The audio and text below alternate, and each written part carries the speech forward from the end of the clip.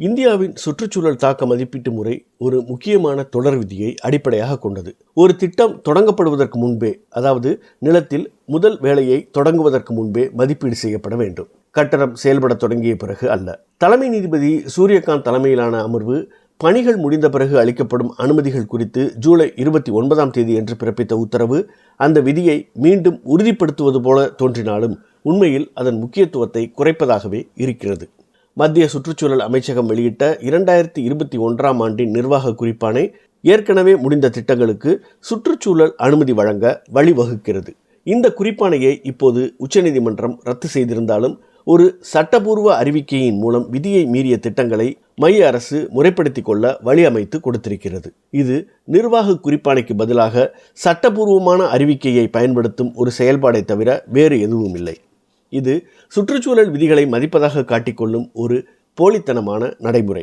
மாநில அளவிலான மதிப்பீட்டு அமைப்புகளுக்கும் மத்திய அரசின் சட்டத்திற்கும் இடையே உள்ள முரண்பாட்டை இந்த தீர்ப்பு எதிர்கொள்ள தவறிவிட்டது. மாநில சுற்றுச்சூழல் தாக்க மதிப்பீட்டு அதிகார அமைப்புகள், நிபுணர் குழுக்கள், மாசு கட்டுப்பாட்டு வாரியம் போன்றவை ஒரு நெடுஞ்சாலையோ துறைமுகமோ எஃகு ஆலையோ கட்டப்பட்ட பிறகே அந்த கட்டமைப்பு விதிகளை மீறியுள்ளது என்று கண்டறிவதை வழக்கமாக வைத்திருக்கிறார்கள். ஆகவே திட்டம் முடிந்த பிறகு அளிக்கப்படும் அனுமதி என்பது ஒரு விதிவிலக்காக இல்லாமல் திட்டமிட்ட நடைமுறையாகவே மாறிவிடுகிறது. பெரிய திட்டங்களை பொறுத்தவரை இப்போது திட்டங்கள் நிறைவேற்றப்பட்டு முடிந்துவிட்டன என்ற அடிப்படையிலேயே மதிப்பீடு செய்யப்படுகின்றன. அப்படி நிறைவேறிய திட்டங்களை அகற்றுவதற்கு அந்த தவற்றை மன்னிப்பதை விட அதிக செலவு பிடிக்கும் என்ற நிலை வரும்போதே அவற்றின் சுற்றுச்சூழல் பாதிப்புகள் கணக்கில் எடுத்துக்கொள்ளப்படுகின்றன.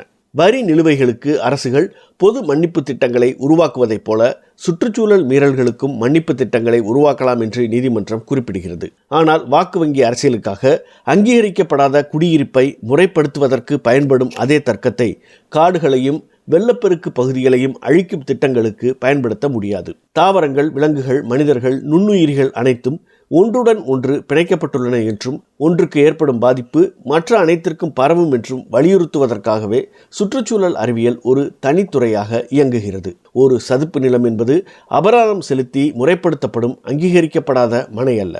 மருத்துவமனைகள், விமான நிலையங்கள் போன்றவை பொது நலனுக்காக அமைக்கப்பட்டாலும் கூட அவை ஏற்படுத்தும் சுற்றுச்சூழல் பாதிப்புகளை தானாகவே நியாயப்படுத்திவிட முடியாது. கவலைக்குரிய விஷயம் என்னவென்றால் இந்த வர்த்தக ரீதியிலான தர்க்கத்திற்கு இப்போது சட்டபூர்வ பாதுகாப்பு கிடைத்துள்ளது. ஏற்கனவே நடைமுறையில் உள்ள பின்னாளில் அளிக்கப்படும் அனுமதிகள் என்ற நடைமுறை விதிகளை மீறியவர்களிடமிருந்து அபராத தொகையை வசூலிக்கின்றன.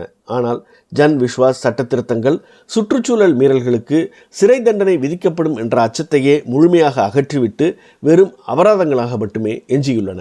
இதன் மூலம் சுற்றுச்சூழல் விதிகளை பின்பற்றுவது என்பது பெரு நிறுவனங்கள் தங்களது பட்ஜெட்டில் ஒதுக்கி வைக்கும் ஒரு சாதாரண தொழில்முறை செலவாக மாறிவிட்டது. சமீபத்திய தீர்ப்பு இந்த மாற்றத்தை ஆராயாமல் சுற்றுச்சூழல் பாதிப்பை பின்னாளில் தீர்க்கப்பட வேண்டிய ஒரு கடன் போல கருதும் கருத்தை ஆதரிக்கிறது. மீறல்களுக்கான தண்டனையை சிவில் அபராதமாக குறைப்பது முன்னெச்சரிக்கை கோட்பாட்டை பலவீனப்படுத்தாது என்று நீதிமன்றம் வலியுறுத்துகிறது.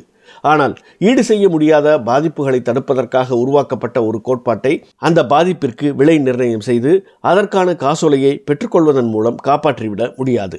இதன் விளைவாகவே கடுமையான பருவமழை பொழியும் போது சாலைகளும் கட்டடங்களும் அடித்துச் செல்லப்படும் சம்பவங்கள் நிகழ்கின்றன. மத்திய அரசு இந்த உத்தரவை மன்னிப்பு திட்டங்களை அதிகப்படுத்துவதற்கான உரிமமாக பார்க்காமல் சுற்றுச்சூழல் அனுமதி அமைப்பை சீரமைப்பதற்கான ஒரு கட்டாய பணியாக புரிந்து கொள்வது நலம் பயக்கும்.